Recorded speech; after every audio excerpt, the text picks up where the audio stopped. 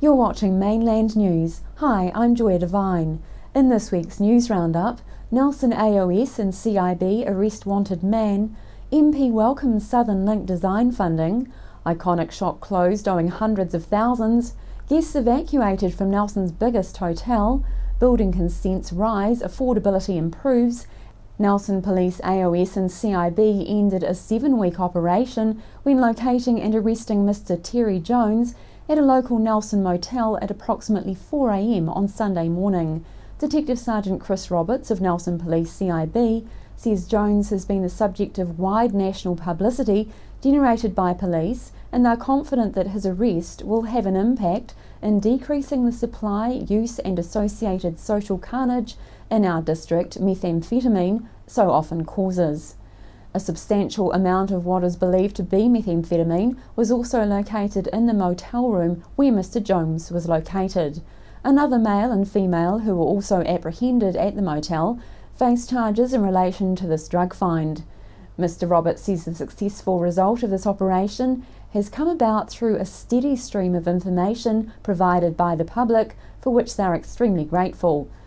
Mr Jones was due to appear in the Nelson District Court on Monday this week to face charges in relation to Sunday morning's find, along with other charges that relate to the discovery of a portable clandestine laboratory and methamphetamine in a Nelson Secure Lockup unit on the 7th of May 2014. The announcement this week by the government, the region will be granted $12 million in funding for the investigation and design of the Southern Link arterial route, has been met with both praise and dismay in the community. The design involves rerouting the state highway away from Rocks Road through the Victory area and the Railway Reserve. The funding for Nelson is part of the government's $1,212 million regional roads package. Well, I think it's a long-term strategic infrastructure issue that is vital for Nelson. People should have taken note of those retail figures that showed in Nelson City the numbers were significantly down, where in Richmond and the wider region were up. Now, if we don't address this long-term transport infrastructure issue, then we are effectively writing the long-term prospects of the city of Nelson off, and that is something that neither a mayor nor a member of parliament can responsibly do. I'm also delighted that we're going to be able to get on and do the detailed design. We've been in an exercise of what I call shadow boxing, and that is where people are surmising what the details might be. Of course there are important severance issues for that issue of Victory. We need to give very careful attention to the design to ensure that that community is able to move forward. I'm confident we can do that, but the only way you can is to get down and look at how you're going to resolve those very local issues for that community. My overriding thought, though, and this is where as a government and as a community, you've got to look at the overall community good. And with this new route, there actually is heavy traffic passing far fewer households, and we have huge benefits on Waimea Road, which is overly congested, and also in the Tahunanui community, and we open the door up to be able to change Rocks Road into the sort of boulevard, properly with cycleways and walkways, that will just be a huge asset for the region. Absolutely. And even just from a practical aspect, I have to say that I now live in the Tahunanui Hills, and I've been really surprised by these big trucks that come through and the way that they rattle the houses, like an earthquake actually. So I guess... Well, the road was never designed in that area for the 12 to 1,300 heavy trucks per day. We found out with recent storm events that it's very vulnerable. My view is a purpose-built highway as originally scheduled all the way back 50 years ago in the 60s where the railway went, is that right long-term strategic answer for the port in terms of getting exports from the region to the world, in terms of the community, of actually being able to get access to facilities like the upgraded Suter Art Gallery we're having a debate about, facilities like the Trafalgar Centre. It's no point having central city facilities unless you've got the infrastructure that will enable people to get in and out. Now, can you allay any fears that the Victory community may have, regarding this? Well, of course it's going to have an impact on the Victory community, and I'm not going to discount and pretend that there is not some downside for them. But I also say that this has been very long-term planned, and that if we work properly as a community, there are ways of which we can minimise the impacts on them. I'd also say that every major roading project around the country, whether it be the Kapiti Expressway, whether it be Transmission Gully in Wellington, whether it be the new major highways in Christchurch or Auckland, have these dilemmas. The worst problem for Nelson would be to pretend the problem doesn't exist, continue to defer a decision, to make no progress. That would be of huge detriment to all of Nelson in the long term. And as you say, this announcement gets us off base one, and it pretty much gets the ball rolling, doesn't it? This is an announcement to fund the detailed design and to get the project for resource consenting. I'm very upfront with my community in saying this gets step one, the design done. Step two is the resource consent. Step three is the project under construction. My timetable is to advance those steps as quickly as possible. To have got to first base is a really important step. They say that on any journey, the first step is the most difficult. So too with getting the Southern Link built. There was a mixed reaction on social media, with those both for and against strongly expressing their views. Mainland's Chrissy Small asked Nelson Intermediate School Principal Hugh Gully for his thoughts about the Southern Link development. Hugh Gully, the announcement about the Southern Link, it's all back on again. What do you think that's going to do to the community around Victory? Chrissy, it was a wee bit of a surprise yesterday to read that piece of news that there's now been an investigation around the proposed Southern Link up here. I think it would have a really adverse effect on Nelson Intermediate School, Victory Kindergarten. But as you can see from the back, the railway reserve is very, very close. The further down the valley it goes, the closer it gets. So at Victory School, it's very, very, very close.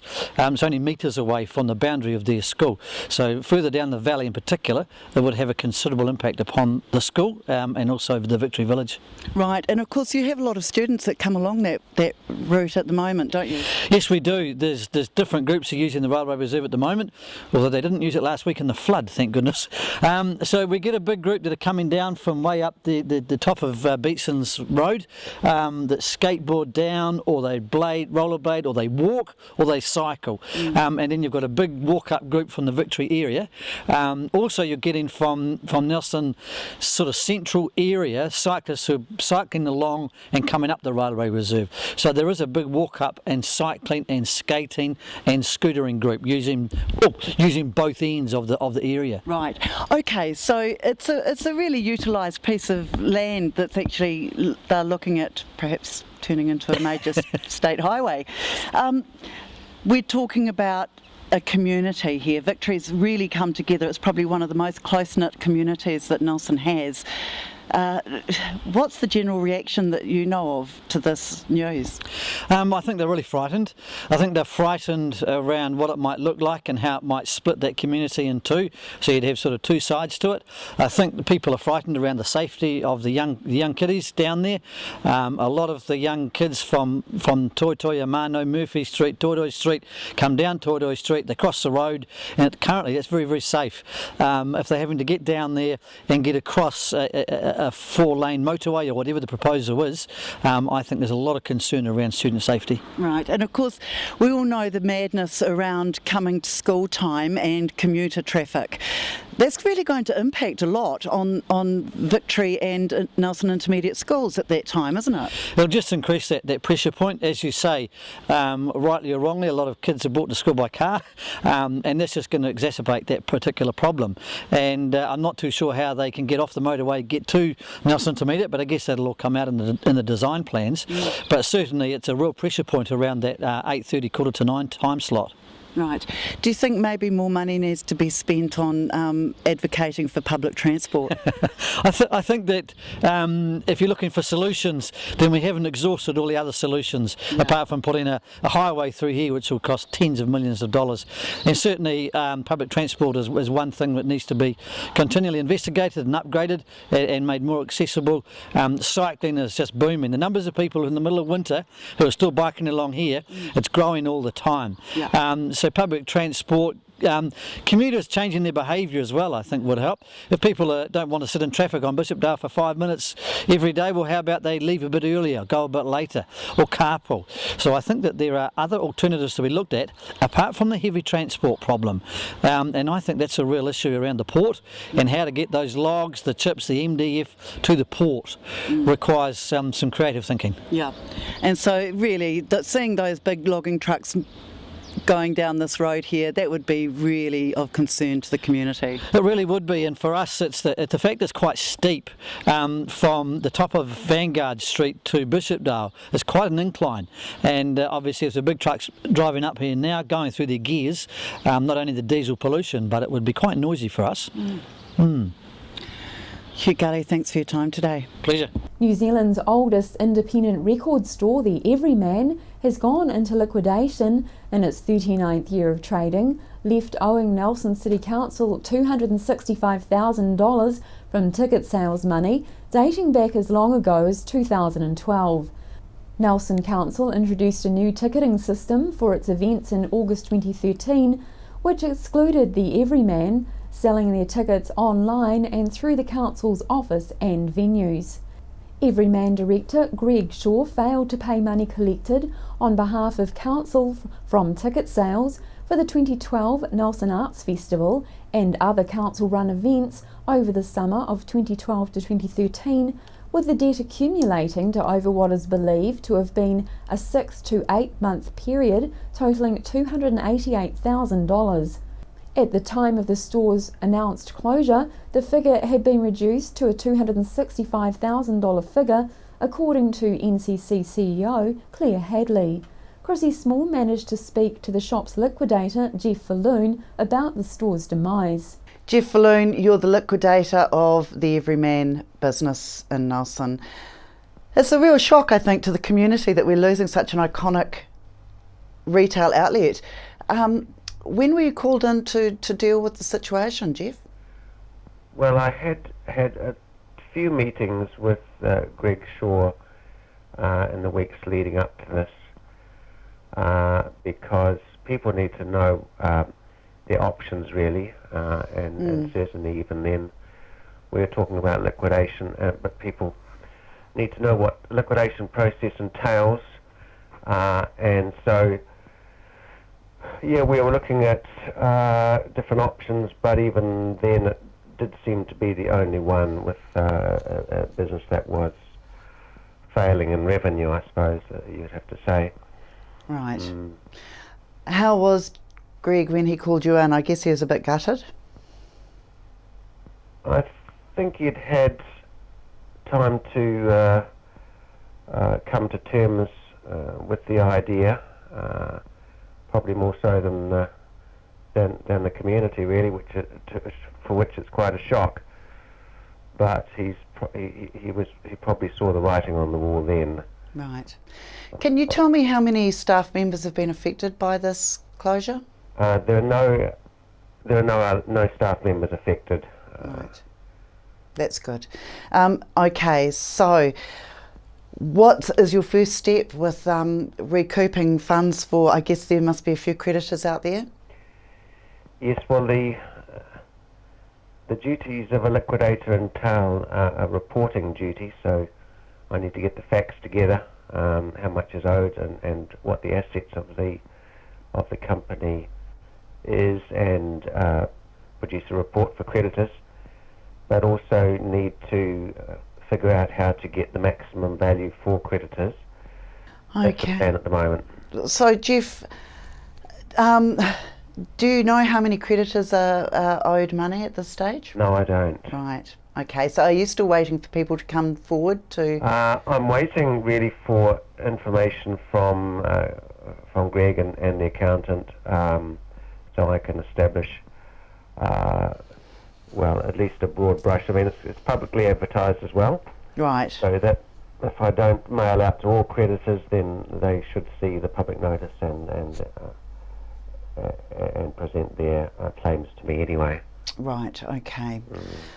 Right. Okay. So, Jeff, in the instance of a business that's starting to fail, as a biz rescue person, what do you suggest people do? If there's in a particular retail, if sales are dropping, your biz rescue, that's your other business. What do you look at when you first are approached by a business like that? Well, you really have to let the facts speak for themselves. You have to, and in this case, it's numbers. It's a cash flow projection normally. Mm-hmm. So you really have to get real about the business, because obviously there's a lot of emotional investment in a business, and often people just don't want to let it go and keep pouring more and more money into it. But a cash flow projection will depict the reality of the situation. In other words, is profit rising as we look forward into the next year or two, or is it dropping? In other words, what is the future for that business?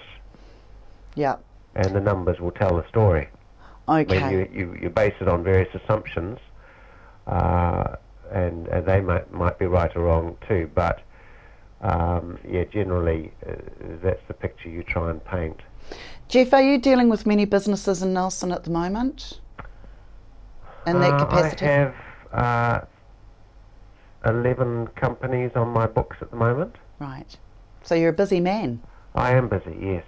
Yeah. Okay, so do you think at this time there seem to be a few businesses going out of business? Is there a real economic downturn in Nelson? Yeah, it's hard to say. I mean, if you look only at me, you start to get a bit gloomy. But then again, there are dozens of accountants out there looking after hundreds, if not thousands, of prosperous clients. So I only end up with the probably fraction of 1% of businesses. And there are also businesses starting all the time. Right. But some have to end for whatever reason. Yeah. And yes, some end, they're not insolvent. In other words, they just decide to end. Others fail because of insolvency. They fail for whatever reason. But I'd say it's a very small percentage, really. Right.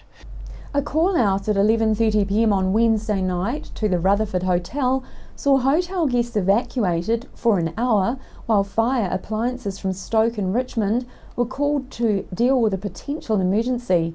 Guests were made comfortable at a nearby premises while a discovered gas leak was traced to some industrial freezers.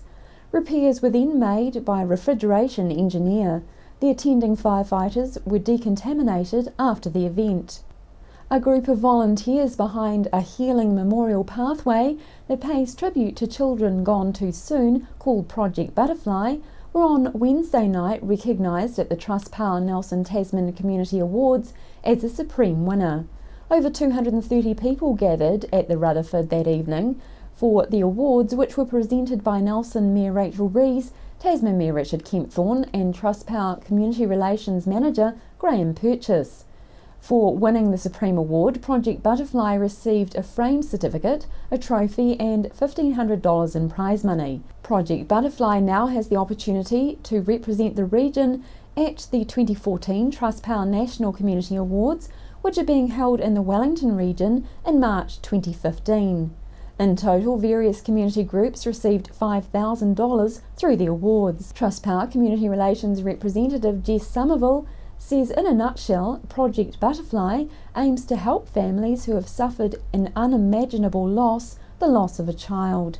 She says this empathetic group do this by introducing them to other people in similar situations. Earlier this year, I spoke with the founder of Project Butterfly, Rebecca Joy, about what the project does for grieving families. But first and foremost is we're building New Zealand's first memorial pathway, and each family are allowed to have a paver that they can decorate themselves or go and collect things to put on the paver as a group, which is quite cathartic, I think, and have their child's name put in the paver. And that means that that child's name will become a part of Nelson's history. They're not just forgotten. And it's a place where siblings can go. Like my oldest son doesn't like going to the cemetery or anything like that. So it's a place you can go and remember your child without it being so formal. And if there are funds left over from that, we're looking at setting up support networks and counselling and helping with funeral costs or headstone costs or anything like that. A 12-week trial of free parking every day in Nelson's Central Business District began on Tuesday this week with the aim of encouraging shoppers to enjoy all the city has on offer. The trial period will run from July 1st until September 30th. Mayor Rachel Ree says it's about providing a winter boost in our city centre. She says business owners represent a significant slice of our community, and this is one way council can respond to the needs of businesses in the CBD during the traditionally quieter winter months. Our intern Carly Danner headed out to the streets of Nelson to ask locals for their views on the decision to offer free parking. So how do you feel about council's decision for free winter parking that starts today? I reckon it's a really good idea, especially for all the small businesses around here, just because everything's going to Richmond, unfortunately, but it's already been pretty busy this morning, which is always good to hear. I think it's a great idea and they should keep it free forever. Do you think it'll help the businesses? Yeah, I think it'll help everything in Nelson really. It just means that there's more reason to come here and stay in town and therefore stay shopping and everything like that. I think it's a fantastic idea. You know, there's free parking out in Richmond, and to have free parking in here, I think it'll encourage people to come in. Otherwise, I'll just stay out in Richmond. Yeah. To be honest, I've had a few tickets, and it kind of discourages you from coming into Nelson. I think the council have made a fantastic decision. They're great. For us, we run a not-for-profit agency, so to come into town and meet with our stakeholders and fund holders, and the council are one of those. Now we don't have to pay or get a ticket to have our meetings, so it's great. I think that it's really forward-thinking and it's a great thing for the business community as well as for the consumer. We've got to stop relying on motor cars.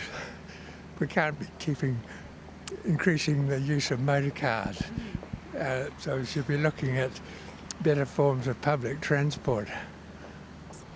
Well, it's generous. It's not usual for council to be able to afford to be generous, but it's great. It will help. It will also help the people who worry about getting parking tickets and fines and stuff. It sounds a good idea from the point of view of the people who have cars that they want to park, yeah. But how it works out financially, I don't know, because I know council is short on money. Do you see this helping the businesses at all during the winter season? I think that's the purpose of it. And I suppose time will tell, so maybe it's a good idea as an experiment. Important facts people need to know about the free parking is it will be for the applicable time limit on that car park to a maximum of 3 hours. The central area of Wakatu Square will remain as all-day paid parking, while the 1-hour parking spaces around the edge of this square will be free. Infringement notices will be issued for anyone parking over the time limits. The number of building consents has risen in Nelson, Tasman, reflecting a nationwide trend. In May this year, there were 65 new dwelling units authorised, compared with 50 in May 2013. The value of consents was $15 million and $13 million respectively. After the break, we'll bring you the latest weather update and some events and happenings coming up from around the region. From From small cars to trucks to commercial vehicles, we have all the leading brands of tyres, including Bridgestone. Our local professional qualified team serve the entire region 24/7. Tasman Tyre Treads, serving Richmond, Motueka and Golden Bay. Hi, I'm John McMillan at the Nelson Power Tool Centre. We have great prices on all the top quality brands of power tool. Tools and equipment at our showroom, 146 Tahunanui Drive in Nelson. The Nelson Power Tool Centre, the specialists that stand behind and service what we sell. Discover the Belgrove Tavern just 20 minutes south of Richmond on State Highway 6 for meals, functions, weddings, barbecues and garden bar with lots of room for kids. Come and see us. Oh, to be healthy. Lifestyle, diet and exercise, complemented with quality supplements, can provide you the insurance vital for your natural health and well-being. With over 10 years professional experience making some of New Zealand's most trusted nutritional supplement brands, visit the O to Be Healthy factory outlet in Wakatu Industrial Estate. Over 200 supplements to choose from, free on-site parking, no middleman. Oh, to be healthy. Caring for you naturally.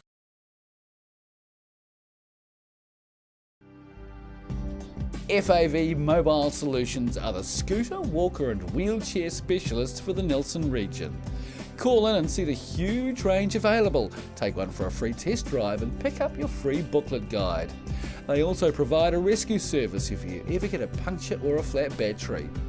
Come in and see Robin and the friendly team at FAV Mobile Solutions in the Richmond Free Car Park opposite the Old Town Hall. Hi, my name's Ian Mortimer. Mortimer Auto Upholstery is your one-stop shop for all your upholstery needs. We do car and boat interiors, boat canopies, ute tonneau covers, canvas and PVC fabrication. Call in and see us in Oxford Mews, 72 Oxford Street, Richmond.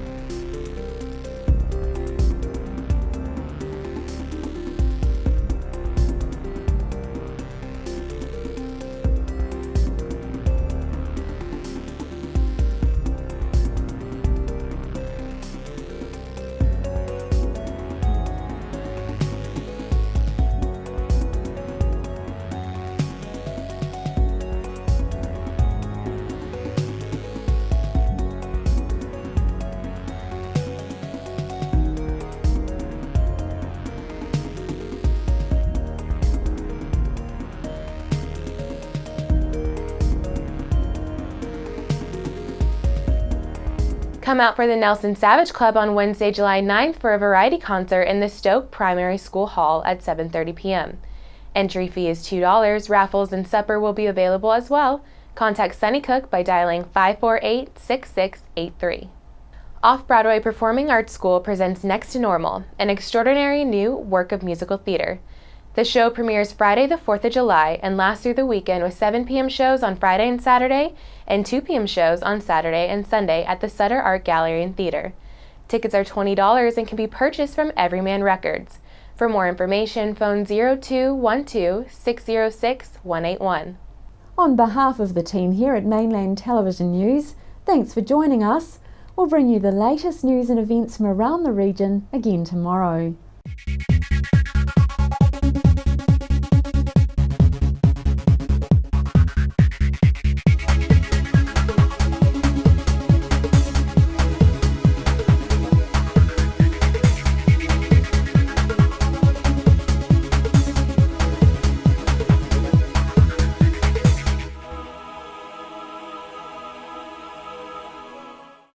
Supporting local content so you can see more of New Zealand on air. Hi, Gus Bewlins of Gustav's Clothing for Men on Trafalgar Street. I'd like to invite all the people of Nelson, Tasman and international and local visitors to come and check out our brand new refurbished store, which is now chock full of the latest international and New Zealand brands. from France, Lacoste from the UK, Ben Sherman, RM Williams from Sweden, Gant from the US, Calvin Klein jeans, and from New Zealand, Rembrandt suits, jackets and trousers, Cutler, Berlin and Snowy Fine merino knitwear. So come on into Gustav's on Trafalgar Street and we'll look after you.